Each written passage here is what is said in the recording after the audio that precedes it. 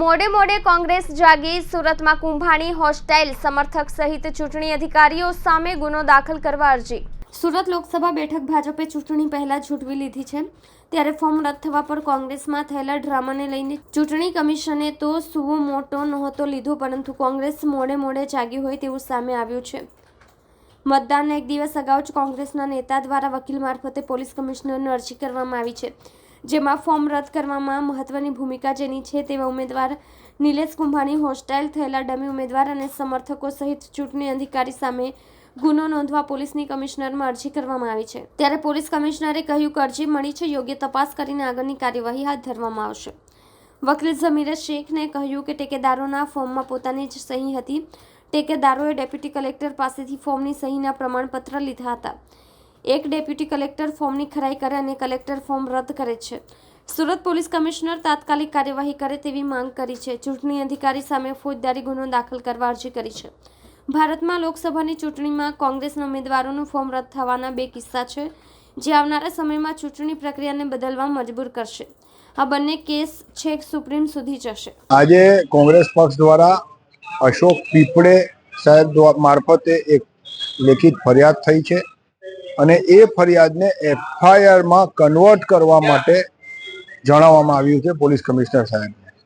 ફરિયાદના કન્ટેન્ટ એવા છે કે સુરત લોકસભાના ઉમેદવાર નિલેશ કુંભાણી કોંગ્રેસ પક્ષના, એમનું નોમિનેશન પેપર રદ થયેલું 21 તારીખે, અને એ નોમિનેશન પેપર જે છે તે ખોટી રીતે રદ કરવામાં આવેલ, ટેકેદારો જે છે તેમના જે સિગ્નેચર છે તેમાં વિસંગતતા છે તેવું કલેક્ટર સાહેબે, ચૂંટણી અધિકારી સાહેબે પોતાના હુકમમાં જણાવેલ।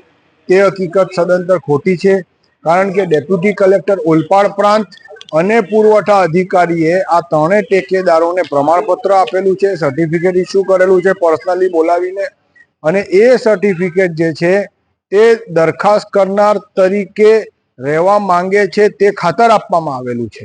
આ ત્રણ ટેકેદારોને બોલાવીને વેરિફિકેશન કરીને ત્યાર પછી આ પ્રમાણપત્ર આપ્યું હોય તો પાછળથી એવું ન કહી શકાય કે આની સિગ્નેચર જે છે તે બરાબર નથી અને ટેકેદાર છે એણે કોઈ સિગ્નેચર કરી નથી। તેથી અમે ફરિયાદ આપી છે કે આ ફરિયાદને તાત્કાલિક એફઆઈઆરમાં કન્વર્ટ કરવામાં આવે, કારણ કે કોગ્નેઝેબલ ગુનો છે। કોઈ પણ પ્રકારની પ્રાથમિક તપાસ વગર એફઆઈઆર રજીસ્ટર કરીને આગળની તપાસ થવી જોઈએ।